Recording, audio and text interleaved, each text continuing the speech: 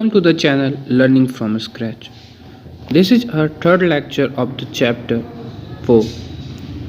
So last lecture में हम लोगों ने डिस्कस कर लिया था कि हम कैसे इस लेक्चर के पहले हम लोगों ने डिस्कस कर रखा कि हम कैसे किसी को भी ग्रुपिंग करते हैं, उसमें कॉमन क्राइटेरिया देखते हैं। उसके बाद हम लोगों ने प्रॉपर्टीज़ के बारे में पढ़ा था। तो बेसिकली प्रॉपर्टीज़ क्या है?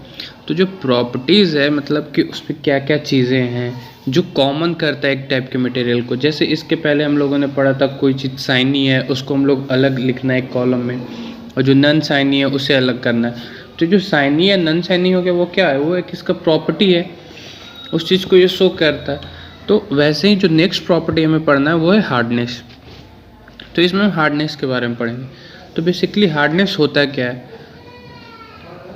हार्डनेस का हिंदी हो जाएगा कठोरता। जैसे एक हम आयरन ले लें, आयरन को हम प्रेस करना चाहेंगे तो वो प्रेस नहीं होगा, तो वो क्या है? वो हार्ड है।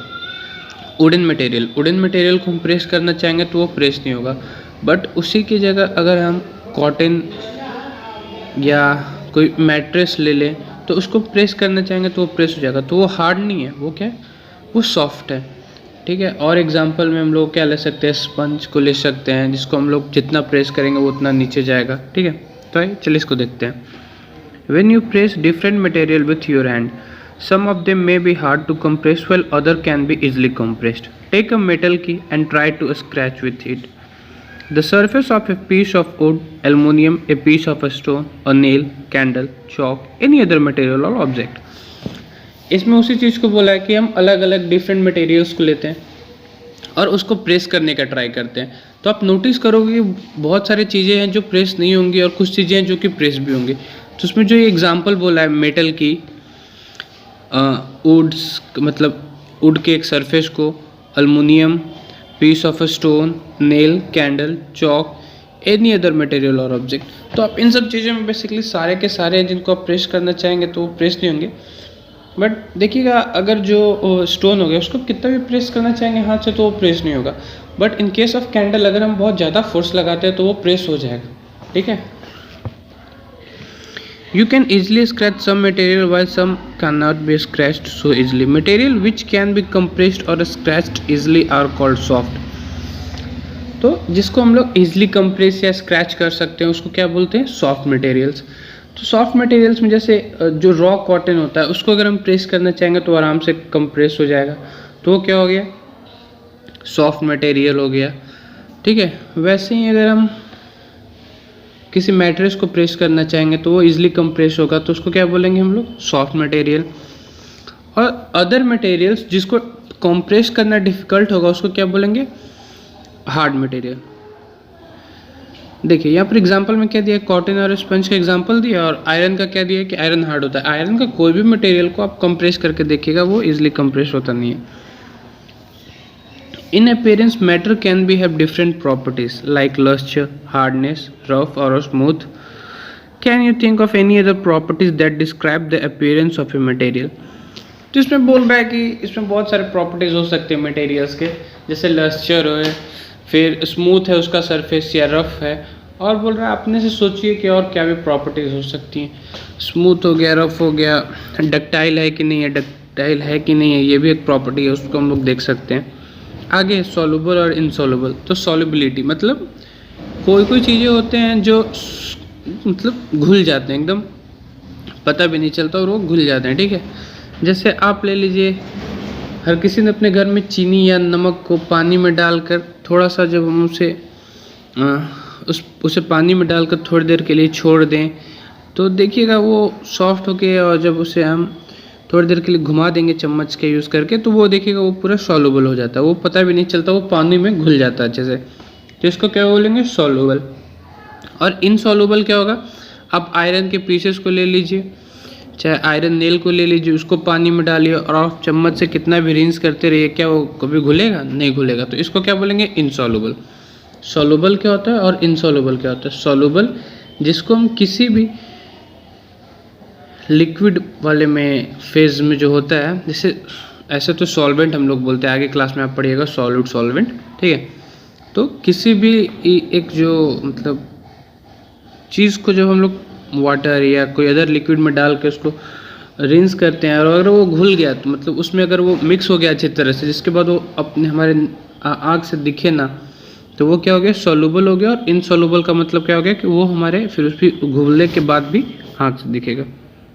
Activity 4, collect sample of some solid substances such as sugar, salt, chalk powder, sand and sawdust. Take 5 glasses or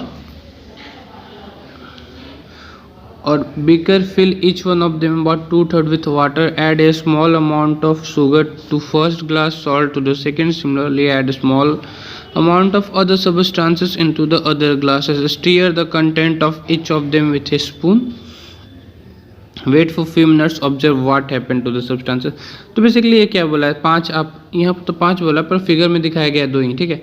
मान लीजिए आपको 5 बोला है कि 5 अलग अलग बीकर या ग्लासेस को ले लीजिए, पहले में आप शुगर डालिए, दूसरे में सॉल्ट डालिए, तीसरे में बाकी 3 में कुछ और डाल दीजिए, किसी में सैंड डाल दीजिए, किसी में डस्ट डाल दीजिए, किसी में कुछ और डाल दीजिए।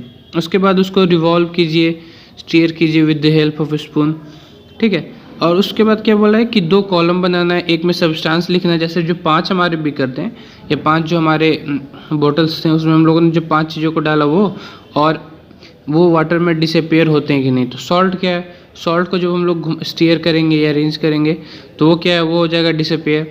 शुगर भी क्या होगा, डिसअपेयर। सैंड डिसअपेयर नहीं होगा, चॉक पाउडर भी डिसअपेयर नहीं होगा, सॉडस्ट भी नहीं होगा।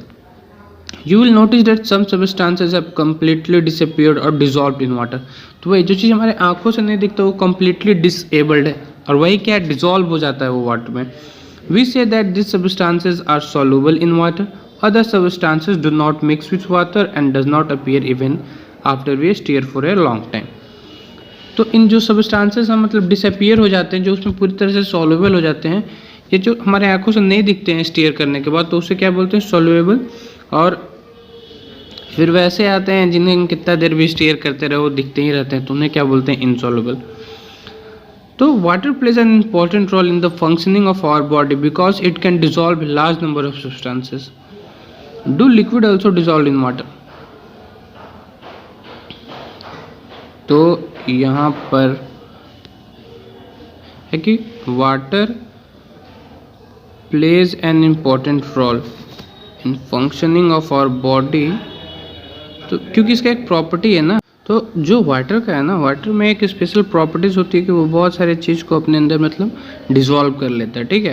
तो इसी प्रॉपर्टीज़ का यूज़ होता है हमारे बॉडी में, जिसके कारण हमें मतलब डॉक्टर्स हमेशा सजेस्ट करते हैं drink a lot of water, क्योंकि वो बहुत सारी चीज़ों को सॉल्युबल करता है, ठीक है। अब activity 5, collect sample of vinegar, lemon juice, mustard oil और कोकोनट, केरोसिन और any other liquid. Take a glass tumbler, fill it up to half with water, add a few spoonfuls of one liquid to this and stir it well. Let it stand for few minutes. Observe what the liquid mixes with water. Repeat the same with other liquids, as many liquid as available to you. Write about the 2 observation. Vinegar, lemon juice.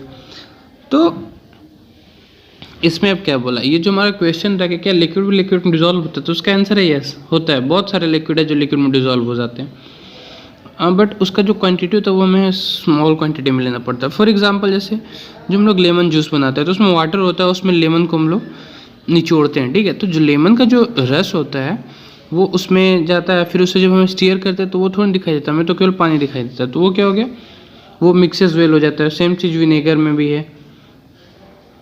आप mustard oil को देखिएगा, आप try कीजिएगा, वो नहीं dissolve होता है, ठीक है।